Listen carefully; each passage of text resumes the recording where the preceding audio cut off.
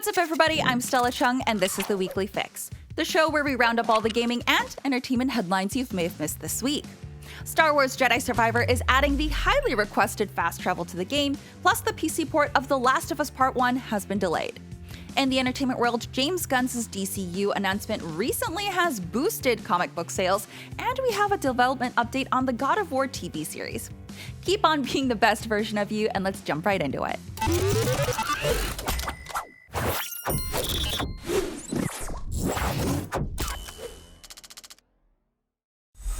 If you played Star Wars Jedi Fallen Order, then you know that there's been a huge missing feature in the game that players begged Respawn to add. It didn't happen for Fallen Order, but luckily with the sequel, Star Wars Jedi Survivor, fast travel is finally getting implemented. As reported by Games Radar, director Stig Asmussen told Play Magazine that Respawn is implementing more ways to travel around Jedi Survivor's worlds with fast travel and even rideable mounts. The lack of fast travel in Fallen Order was definitely frustrating, since the resting meditation spots emulated bonfires in Dark Souls where you could replenish your health, power, and healing items. But it didn't let you travel between meditation spots like bonfires do in Dark Souls. I loved Fallen Order, but was annoyed by the lack of easy access to areas I'd already visited, so hearing that fast travel is going to go point to point and that rideable creatures are going to add a way to go between points if you want is fantastic. Respawn did push Jedi Survivor back 6 weeks recently, so the new release date is April 28th. But if it's anything like the first game, it'll be worth the wait.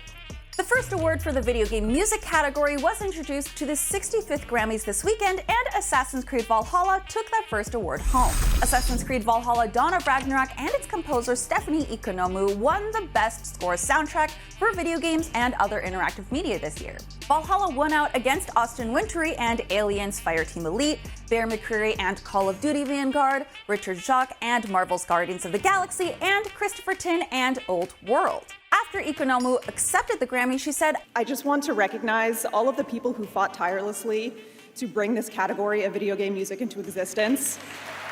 Thank you for acknowledging and validating the power of game music. This is truly such an honor. Thank you." A beautiful speech, but not nearly as good as the presenter trying to pronounce the game's name. And the Grammy goes to Assassin's Creed Valhalla. It's incredible to see games media getting recognized in such big award ceremonies, so congratulations to the Ubisoft team. The full album is available to stream on Spotify, and you can listen to it now if you want to fuel your Viking dreams. If you've been hooked on HBO's The Last of Us show and you can't wait to play the PC game, well, it seems you'll have to wait a little bit longer before you can help Joel and Ellie craft rudimentary shivs to stealth stab clickers in the side of their necks. It's gross, I love it. Naughty Dog has announced that the PC version of The Last of Us Part 1 will be delayed by just a few weeks from its original March 3rd release date to March 28th. 2 days after my birthday, so now you know what to get me. Naughty Dog said in a statement, "We know a lot of you have been revisiting the story that started it all with The Last of Us Part 1 on the PS5 console, and we realize many of you have been excited to jump in, some for the first time, but we wanted to make sure that The Last of Us Part 1 PC debut is in the best shape possible. These additional few weeks will allow us to ensure this version of The Last of Us lives up to your and our standards." So yeah, slight delay to hold you over before you play this incredible game on PC, and then mod in all sorts of weird stuff like Waluigi and Toad as Joel and Ellie, and replace all the bloaters with Winnie the Pooh skins. PC gaming never fails to amaze me. But in an era where games regularly get delayed by months, if not years, 3 weeks isn't the worst thing in the world.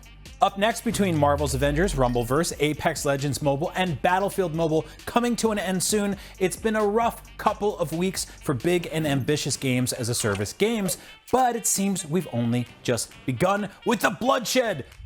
The free-to-play team-based dodgeball game Knockout City is about to be, well, knocked out. According to an official post today, it's shutting down in June. Developer and publisher of Villain Studios said that Season 9 will be the final season for Knockout City, with the game shutting down on June 9th, 2023, over 2 years after launch. Now, this means that all servers will shut down and Knockout City won't be playable at all.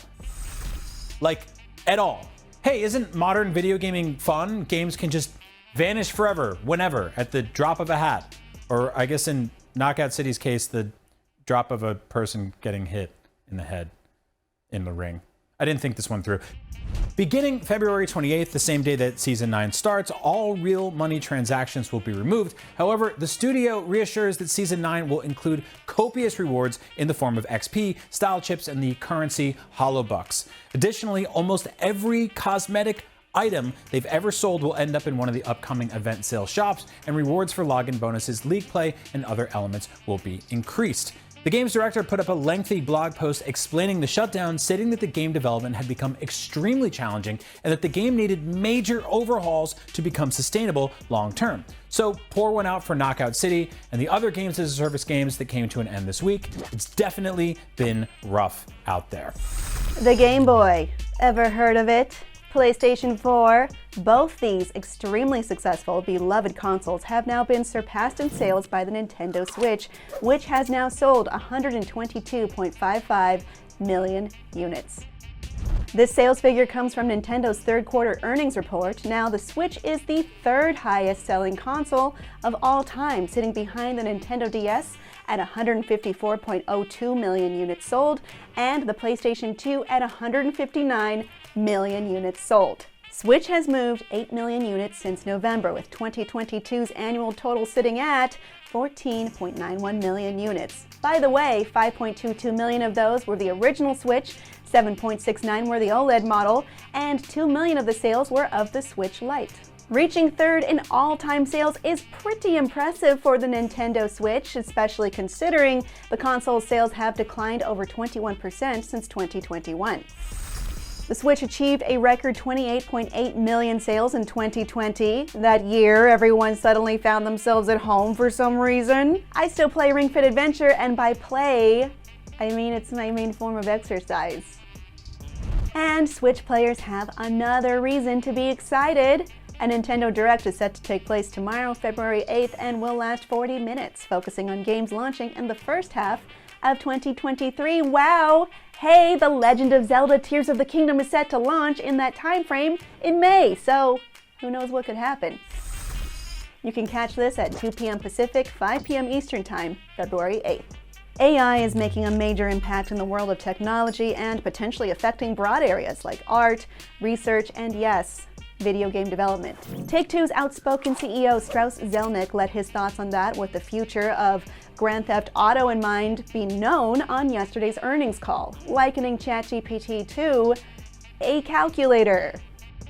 In short, he's skeptical of the hype, and while he's, quote, really excited about AI and machine learning advances, he doesn't think the potential impact will do much to change things like reducing overall development costs. It would just make devs want to do more and more, he said. In response to, say, students using ChatGPT to answer an essay prompt for them, and then they all get caught because they use the exact same answer over and over, Zelnick said, quote, ChatGPT is today's hand calculator. When I was a kid, there was no such thing. I hate to admit it, but it's true. So I had to do math longhand, and then hand calculators came along and parents were up in arms and thought, oh, kids won't have to learn math anymore. And the answer is yes, you still have to learn math. Turns out you absolutely have to learn math, but you have a tool that makes it easier to do. And ChatGPT is the same thing. We are ushering in a very exciting era of new tools, and they're going to allow our teams and our competitors' teams to do really interesting things more efficiently.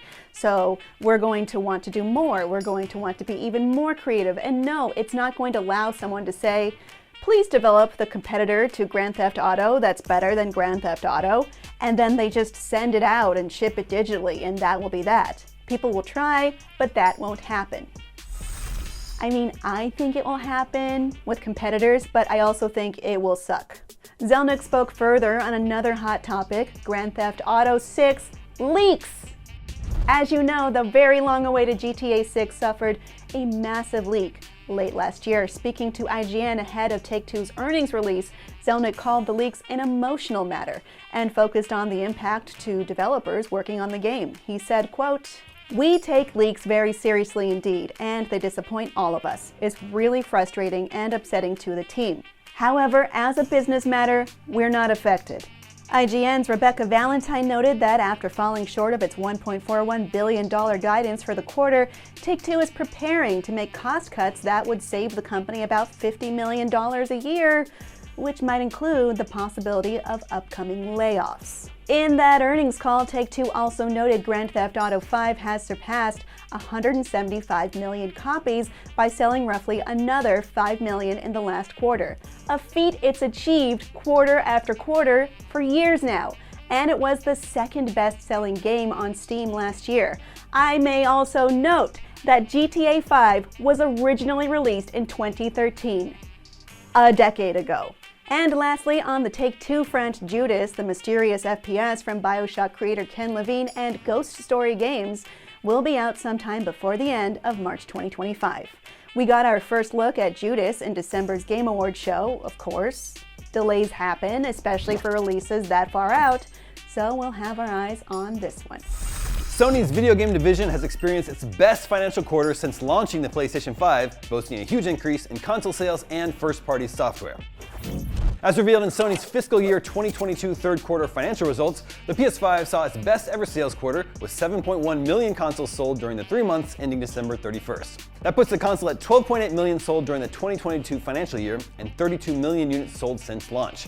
That's a 34% increase year on year, a figure that demonstrates the supply issues that once plagued the console may well and truly be behind us. When it sells just 1 million more units, it will have outsold the Nintendo 64. Profits for Sony's gaming division were also up 25% year over year.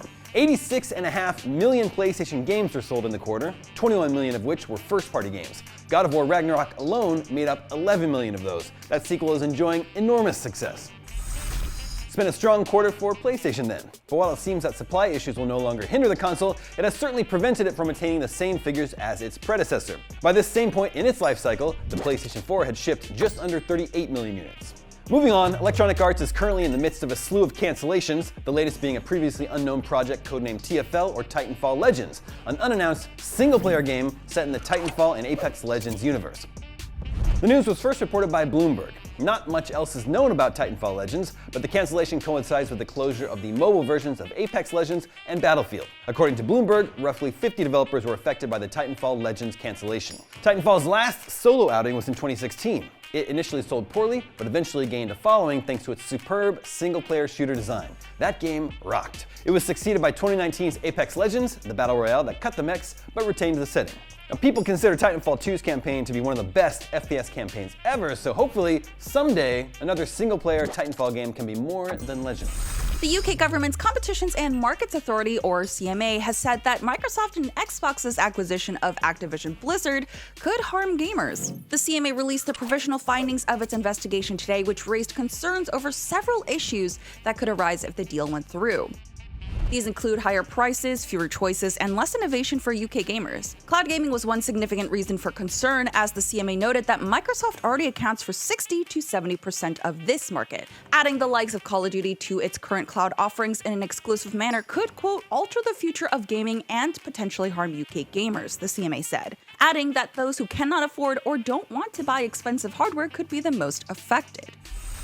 Microsoft has been vocal about its commitment to accessibility and bringing Xbox games to as many people as possible through mobile and cloud gaming, however, and has also claimed it has no intentions of making Call of Duty exclusive to Xbox.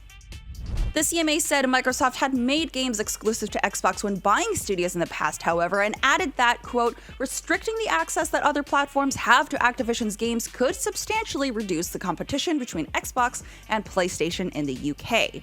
This could result in all gamers seeing higher prices, reduced range, lower quality, and worse service in gaming consoles over time, it added. In separate statements, Microsoft and Activision Blizzard pushed back against the findings, with Microsoft reiterating its promise to offer equal access to Call of Duty across all platforms, which leads us to our second story today. Microsoft Corporate Vice President and Deputy General Counsel Rima Alaili responded to the CMA claims by saying, "We are committed to offering effective and easily enforceable solutions that address the CMA's concerns. Our commitment to grant long-term 100% equal access to Call of Duty to Sony, Nintendo, Steam, and others preserves the deal's benefits to gamers and developers and increases competition in the market." Microsoft added, "When we say equal, we mean equal. 10 years of parity. On content, on pricing, on features, on quality, on playability." Activision also remained hopeful about its ability to convince the CMA of the deal's consequences, saying, "We hope between now and April we will be able to help the CMA better understand our industry to ensure they can achieve their stated mandate to promote an environment where people can be confident they are getting great choices and fair deals, where competitive, fair-dealing businesses can innovate and thrive, and where the whole UK economy can grow productively and sustainably." The CMA's investigation began in July and has undergone several layers of investigation that has seen both Microsoft and Sony chime in on the deal's effects. We will, as ever, continue following this story here at IGN.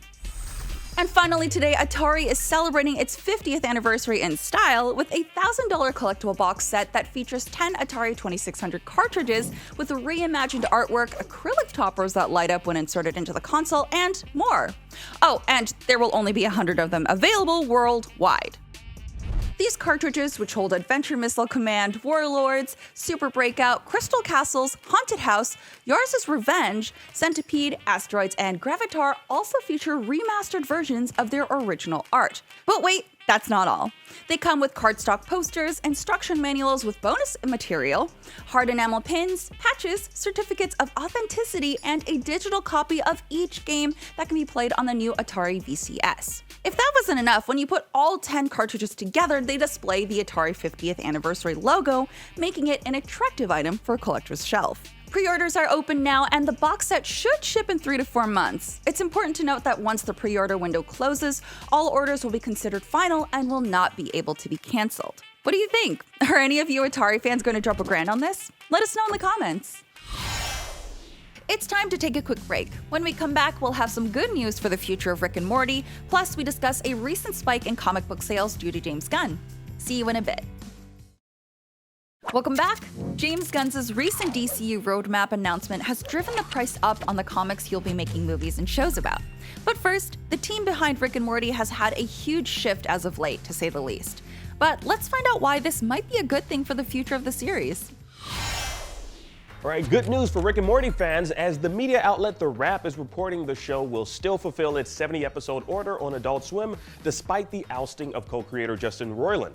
Now, you may remember Adult Swim severed ties with Roiland after news broke of him being charged with felony domestic violence stemming from a 2020 criminal complaint. Now, The Wrap source spilled the beans on Roiland's involvement on the show, saying that he hasn't been too involved in the series in recent years, and that there's apparently 40 more episodes left for the Rick and Morty team to produce out of the 70-episode order from Adult Swim. Now, this is very, very good news, as the absence of Justin Roiland won't affect the actual production of the series. But the question still remains, what will Rick and Morty sound like? Now, Justin's been the voice actor for the pair since its inception, so it'll be interesting to see the direction Dan Harmon and the team take moving forward. Now, Dan Harmon was always seemingly the level-headed creator that managed to make sense out of Roiland's random, sometimes chaotic creative. Now, the two were a great pair that complemented each other. But just because one key part is missing from the comedic creative machine doesn't necessarily mean the entire production needs to come to an end. And fortunately it won't. It's just a matter of how it'll all shake out with these 70 episodes on Adult Swim. Now, we've talked about this before with the series dealing with its own multiverse. There's ways to justify Rick and Morty sounding different. Or we could just get sound-alikes from across the internet, but honestly, I doubt they'd go that particular route for the two main characters. Now, we'll see which direction they take with Rick and Morty. As for now, let us know your thoughts on how you feel about this news, and if you plan on watching the upcoming season of Rick and Morty. Now, in other news, IGN dropped this exclusive trailer for Resident Evil Death Island. Now, coming this summer is another zombie-filled adventure involving Chris Redfield, Leon Kennedy, Jill Valentine, and a few other members from the Capcom zombie fighting crew. Now, they'll be traveling across San Francisco to handle the zombie outbreak, with the notorious prison island Alcatraz playing a vital part in this recent outbreak. Now, no word just yet on when it will release, but it's looking to be a good and creepy fun time. Whoa. And finally, Keanu Reeves is returning for Constantine 2. Now, despite all the recent shakeups happening over at DC Studios with James Gunn and Peter Safran calling the shots, WB recently confirmed we'll be seeing the return of the Hellblazer, with Francis Lawrence set to direct. Now, as for where this all falls in line with the mainline DCU is likely the Elseworlds category, as this was a project that came to fruition before Gunn and Safran came in to lay out their plans for the overall DCU. Now, no release date just yet on the project, but we'll keep you informed. Earlier this week, DC Studios co-CEO and part-time MCU filmmaker, that's going to take a minute to get used to, James Gunn laid out the studio's new multi-year plan for their film, TV, and games properties. And being the comic book nerd that he is, Gunn listed off a few comics that definitely fly under the radar of casual fans. Among the new movies on the DCU slate is The Authority, based on characters from the Wildstorm imprint of DC Comics. Originally, Wildstorm characters were separate from those in the regular DC Comics continuity, but during the new 52 reboot of DC Comics, characters from Wildstorm started making their way over. The Authority are a team of superheroes who, as James Gunn describes, are superheroes who think the world is broken and they're willing to do anything to fix it. It's also a passion project of Gunn's, who's apparently a big fan of the Wildstorm brand of comics. Anyway, according to Bleeding Cool, Gunn's announcement had an effect on comic book sales for The Authority, with The Authority #1 going for $550 on eBay. That particular copy had a rating of 9.8 from the CGC, a company that specializes in grading collectibles. So The Authority might not be a household name just yet, but neither were the Guardians of the Galaxy, and thanks to James Gunn, who wrote and directed that whole trilogy for Marvel, we all know who Rocket Raccoon is, so pretty soon, if I mention the Midnighter or the Engineer, you won't look at me like I just made up some superheroes while under the influence, which I've been known to do. And speaking of which, Pedro Pascal nearly forgot he was cast as Joel in the Last of Us series because of Ambien. Yeah, the drug. During an appearance on The Tonight Show, Pedro Pascal revealed he had taken Ambien to help him fall asleep and then woke up forgetting that he had earned the part of Joel Miller. And they were like, will you stay up a little bit later? At this point, it was getting kind of late in London to talk to Neil Druckmann, the creator of the video game. And then at that point, it's really late. I've got to get up in the morning. I take an Ambien. Yeah. To go to sleep just in case they've got my adrenaline kind of going and my hopes up. But I get a call and I get told that I got the job after I took the Ambien. Oh no. And so I was excited, I guess, but I didn't remember.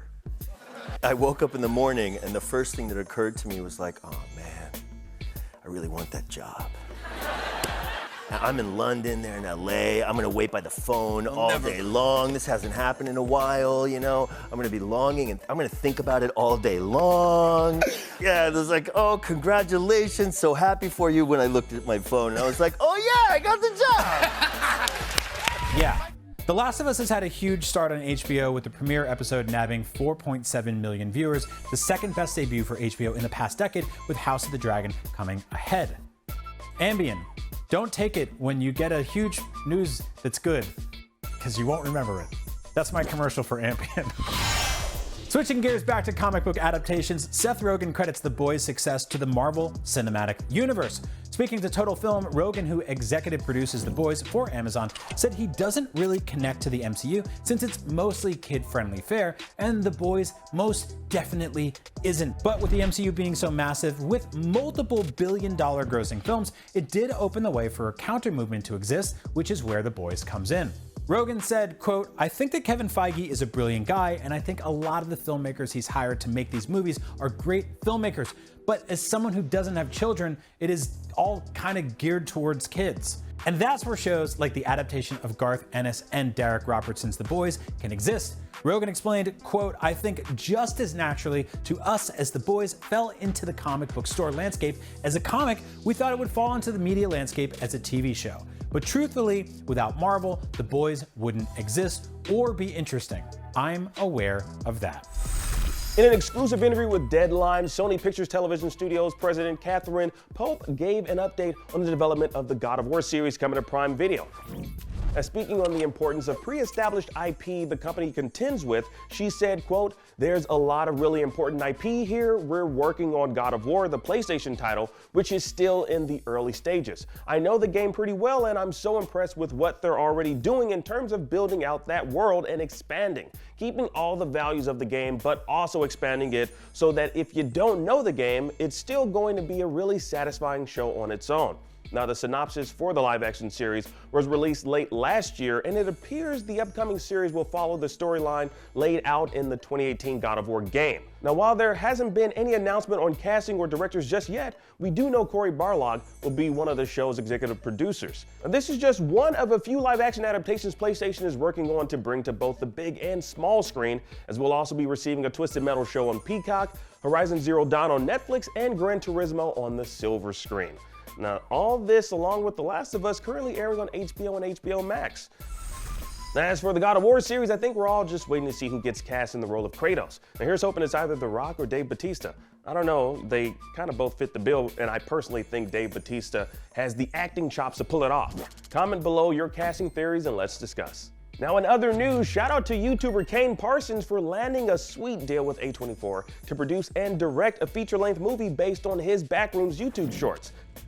By clocking millions of views on the social media platform, it was only a matter of time before the 17-year-old's VFX found footage series picked up enough attention to get those in mainstream media talking and offering up deals.